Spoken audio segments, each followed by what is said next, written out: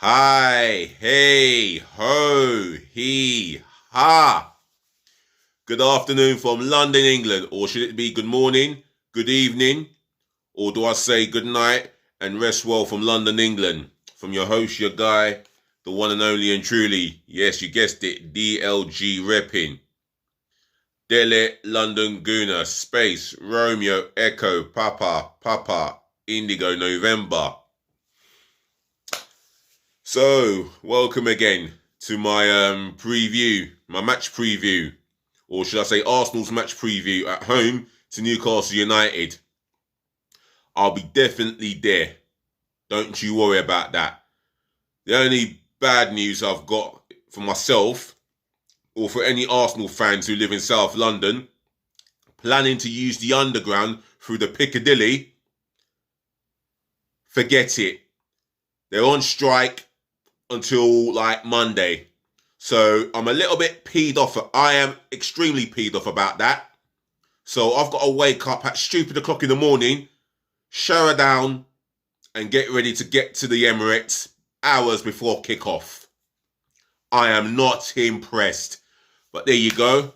The main thing is I will be there to do my videos, especially the team lineups, and give you my view and opinions. And speaking of which, drop your views and your opinions in my comment section below. And like I promote, as always, positive feedback. And I mean positive feedback. Share this channel all over the planet, virally, especially to your friends and your relatives. And if you're watching for the first time, share it amongst your friends and relatives. Smash the thumbs up like button, especially to those who are watching for the first time, yeah? This is a DLG repping Arsenal match preview versus Newcastle at the Emirates. Thumbs up like, yeah? Smash them up, yeah? Other than that, let's get into it. Arsenal v Newcastle. I was there 2 seasons ago. And this is before I was a non-member. I admit I had to, get a favour done for me, but it was done. But I got there in the end. Yeah, I was there 2 seasons ago. We won 4-0. I'll tell you what, the first half, we were not at the races at all. We were slow, passing sideways and backwards, as you know. And, yeah, very flat. Second half, we improved and upped the ante. We went up another gear, took the game to Newcastle properly, and before you know it, we opened them up. Finding spaces quickly, delivering through balls, important passes into the final third where we get it right and we win 4-0. This season, Newcastle, obviously a different team. And I say it again, Newcastle United are the richest football club on the planet Earth. Whether you like it or hate it, it is what it is. Newcastle United are the richest football club on planet Earth. And there's not a damn thing no one can do about it. It was approved by the Premier League.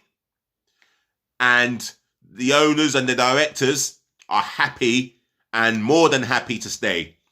And I'll tell you something about Newcastle. Miss Staveley has stated that she wants to see Newcastle United as a football club celebrating winning the Premier League as a football team. Now, I'll tell you something. They were right to act on Steve Bruce and sack him. However, Eddie Howe has recovered and he will be at the dugout for the Arsenal v Newcastle United game. That's his first Newcastle United game as manager in the dugout. And I'll tell you something, he is a very good young manager. What he done to keep Bournemouth in the Premier League is absolutely exceptional. Yeah? And for that alone, you've got to put respect on his name. However, I like Eddie Howe as a English up-and-coming top manager. However, I don't think he works a lot on defensive strategies. His teams are attacking, and Newcastle United fans love an attacking game. They love attacking football. That's one thing I would say about the Newcastle fans. Big up yourself, you Geordie boys. Not only you come in numbers, you are going to be coming in numbers and boasting how proud you are that your football club is the richest on the planet. And I'll tell you something, that Newcastle squad and their starting 11 will only get stronger. This is the Newcastle of right now. If we beat Newcastle, which we're expected to do without sounding arrogant or blowing my own trumpet, then we will get the 3 points by hook or by crook. But I'm telling you now, we're looking at future Premier League and possible Champions League contenders. With the amount of money they are willing to pump in, or the owner is willing to pump in. I can't even pronounce his last name.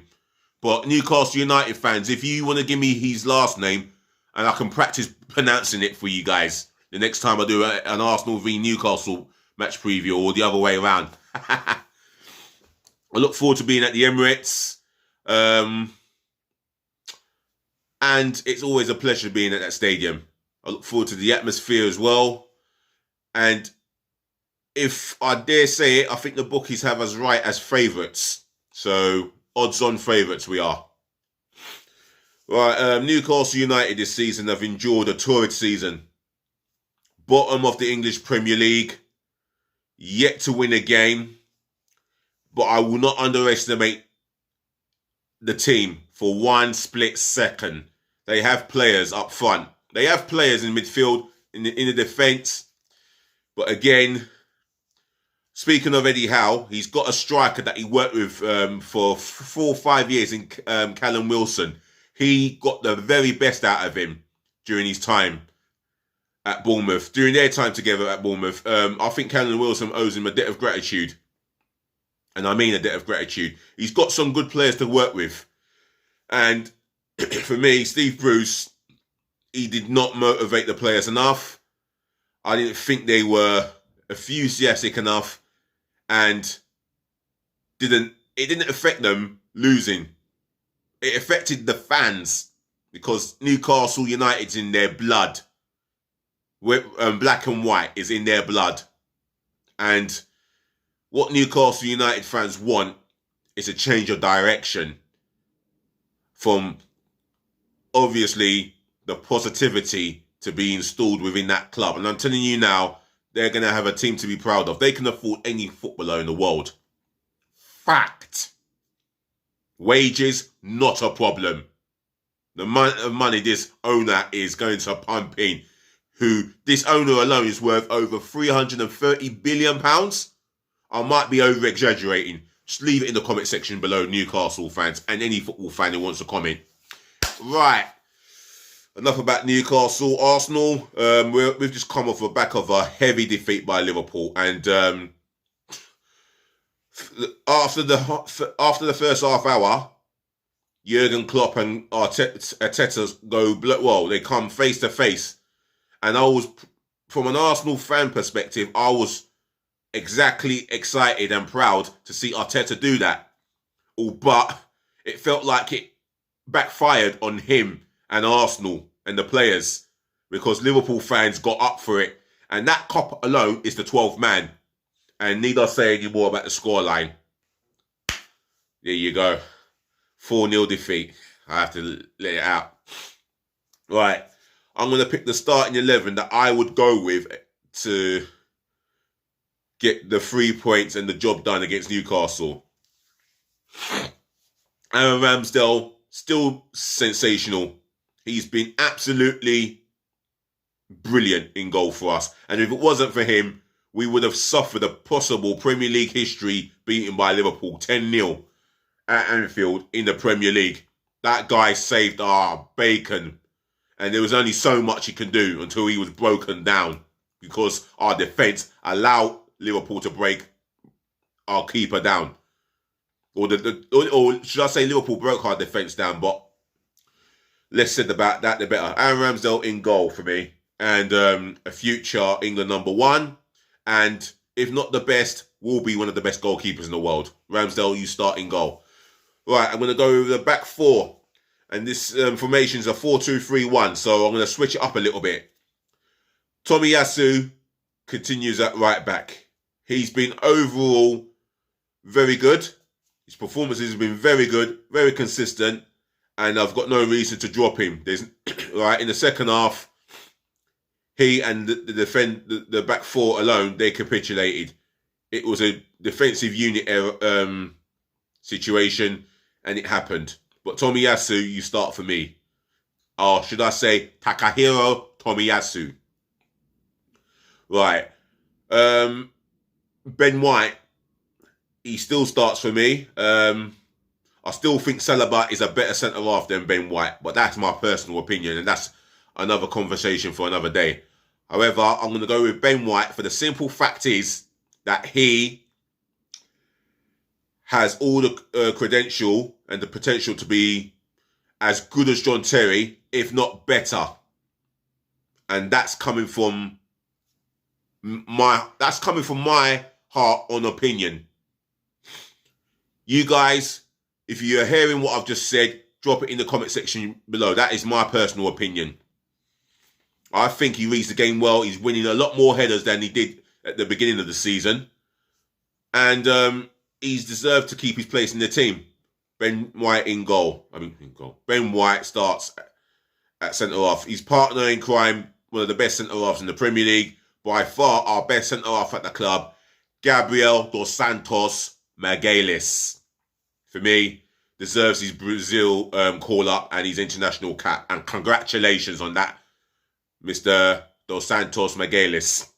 You start alongside Benjamin White. Left back. Now, I've heard calls for Kieran Tierney to come in. And on the back of one bad game, I won't start Tierney. And that's in the defence of Nuno Tavares. I'm going to start him in this game. Now, if I don't see any improvement in his performances based on his performance on and off the ball and his defensive position and his decision-making, then for me, Kieran Tierney can start the next league game. That will be away to Manchester United. So, Nuno Tavares, I'm going to give him an opportunity to make an amends against Liverpool and do it tomorrow lunchtime. Let's see if you can get a minimum of 7 out of 10 performance. Because I will be doing my player ratings this time. Because I'll be keeping a bold eye on you and every man in a red and white shirt. Right, that's my back four done. My midfield two. I'll tell you what. It's a game that we need to win. And you need the experienced players to stand up and show up and make an example. And when I say make an example, show that example to the younger players what it means to bounce back and win the next game after a heavy defeat. Thomas Partey, our midfield bully destroyer. This guy will start this game. If we're going to win this game in midfield, or if this game is won in midfield, Thomas Partey is key. It's as simple as. Alongside him, I'm going to go with Ainsley Maitland-Niles. I'm going to give him a tryout in this midfield role, sitting in front of the back four with Partey. I think he's due a good game. I think he's due an opportunity. Should I say opportunity, not a good game. But he may have a good game. He had a good last game at home to Watford. Why was he dropped against Liverpool? He should have started that game. He should have started that game. Our manager got it wrong. Mickey whatever. Anyway. Mr. Ainsley Maitland-Niles, he starts this game for me. Alongside Partey. Right, the three in front of the two. Now, there's been calls to drop Saka and there's calls to drop Smith Rowe. I refuse. And I'll tell you why I refuse. Because of one bad game. I can't be dropping Saka or Smith Rowe on one bad game. Yes, they looked tired in that game, maybe. They were poor. I know they were poor in the last game, but I'm going to go with Bukayo Saka. Unless I see the signs that he is actually tired, then I will consider dropping him. But until I see any otherwise, he starts this game on the right-hand side of the three. In the middle, I'm going to go with Smith Rowe. Him playing in that free role, number 10, will give him the license to drive and create opportunities and receive the ball from goal scoring opportunities to get himself on the score sheet. He is a player who runs in late and gets that goal for us. And I'm going to go with him in the middle. Gabriel Martinelli. I want to see something different. I want to see if him and Tavares can create an understanding on the left-hand side of our attack. I like Gabriel Martinelli. He's everything that I like. He's a fighter. He never stops running, especially when he's tracking back. And going forward, he's direct. And for me, he's got goals in him. And I don't understand why our manager refuses to start him. Whatever's going on or what's been said, we just don't know. We just don't know because it's all behind the scenes. But one thing for sure, he has done sweet FA wrong not to start for Arsenal. Gabriel Martinelli starts. In the middle, up top, I'm going to go with Lacazette and the rest Aubameyang, or at least have him on the bench. I feel with Lacazette, he holds the ball up well, links up well with midfielders, and if given the opportunity where chances could be created in the box, where we love to create chances in the box, he'll be available to tuck them away. So that's Lacazette up top. Right, that's my starting 11 for the Newcastle game. If you agree or not, drop it in the comment section below. My 9 substitutions. Bernd Leno. He is still a very good goalkeeper, very good shot stopper. However, Arteta sees what he sees in him and every Arsenal player every day. So, for me, I'm going to go with Ramsdale. None of the goals were his fault. And Aaron Ramsdale, please stop blaming yourself for the Mane first goal. There was nothing much you could do. It was a fine header. Many goalkeepers greater than you would have struggled. However, Bernd Leno, I still think he's available for the bench. Substitute number 2, Callum Chambers. How did Holding get ahead of him on last Saturday's bench? It's beyond me. Callum Chambers, he puts 100% effort into his performance. No matter if you ask him to play in midfield, right back, or in his preferred role, centre half, I'm having him on my bench. Substitute number 3, Cedric Suarez. Great professional. Good Premier League right back. And you can always depend on him to support the winger in front of him. Even if it means that he does not receive the ball in the final third, or when he does, he puts an honest crossing. Honest right back, and I like him a lot. But however, he's on my bench. Substitute number 4. This is a difficult one here. No, it's not too difficult. I'll tell you what. Substitute number 4. Greenwich. No, do I go with Greenwich? Yeah. No. Mohamed El Neni. Sorry. Mohamed El Neni. If you want someone to shorten the midfield while we're in a winning position, he's that guy. And that's the bottom line. He doesn't moan. Doesn't kick up a fuss. He just gets on with it. He's grateful for every moment he represents Arsenal. Even when he comes on. He's not the most flamboyant of midfielders. But one thing is, he's an honest midfield player. So I have him on the bench. Fitness-wise, absolutely A1. Substitute number 5. Kieran Tierney.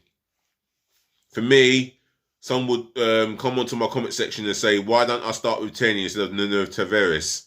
Nuno Tavares had one bad game, and that was his worst game since he signed for Arsenal. Kieran Tierney, he has a little bit more experience than Nuno Tavares. I get that. A future Arsenal club captain, I get that. However, he's lost his place to Nuno for the fact that Nuno has shown some great form in other recent games and during the 10-match unbeaten run. So with Kieran Tierney, he's going to have to fight harder in training again. He's on my bench. Substitute number 6, Nicola Pepe. He's got a lot to prove, and there's been speculation about him being sold in the summer, and we're going to have to cut our losses down. We're talking about 20 to 25 million. That's a huge sum of money that we're going to lose on him. And you've included wages that we're paying him as well. Nicola Pepe on the bench. Substitute number 7, Martin Odergaard. For me, he hasn't been on the best of. He hasn't been the most dependable on players that we can. He's not been dependent based on his performance, and we can't really count on him when he's not performing. However, there is a great player in him. It's just getting it out of him, and I think it's just getting the coach. It's just getting the coach to work with him a lot more to improve him as a better player. Because I think potentially he can be world class, and I'm saying that on his defence as a professional footballer, he's got the potential to be world class at what he does. However, his standard of levels are not where it should be. He's on my bench, however. Substitute number 8, Pierre-Emerick Aubameyang. My reason for this decision is he's just not enjoyed the form. I don't think he's enjoyed football, as such. And it's as if people blame the 375,000 a week contract that he signed. It's easy to pinpoint that. But for me, his performances are below average, if the truth be told. So below average. And we love Aubameyang. I love Aubameyang. But the reality is, you've got to think about the team and what's best for the team. And what is best for the team right now is Aubameyang does not start this game. He can come on. He can come off. He can come on as a substitute, but I don't think he's deserving of starting this game. Substitute number 9, Folarin Balogun. I don't understand why he does not get onto the bench. He started the game against Brentford, our first game of the season, and I could see the signs of potential, but it wasn't his finest. He's had one game, and it was an average game. But for me, I could see the sign of a potential striker. The talent is there. It's just pushing him to get involved in that starting 11. That's my substitute bench. Right. The formation is a 4-2-3-1. And right now, I can say that I'm done for my match day preview, for the match day preview for the Arsenal, should I say. All I want to say is, ladies, gentlemen, to the boys, to the girls, thank you for listening. Thank you for tuning in. Thank you for watching again and saving the best to last, as I always say. Once again, thank you for putting up with me. I'll be back hopefully later on with a planned Mikel Arteta press conference. Hopefully I don't fall asleep too deep. Until then, take care of your friends, take care of your families, take care of yourselves. Stay safe. Peace, love, and bless again. Until next time, DLG repping, we talk again. I'm out of here. So all I have to say is just please be nice.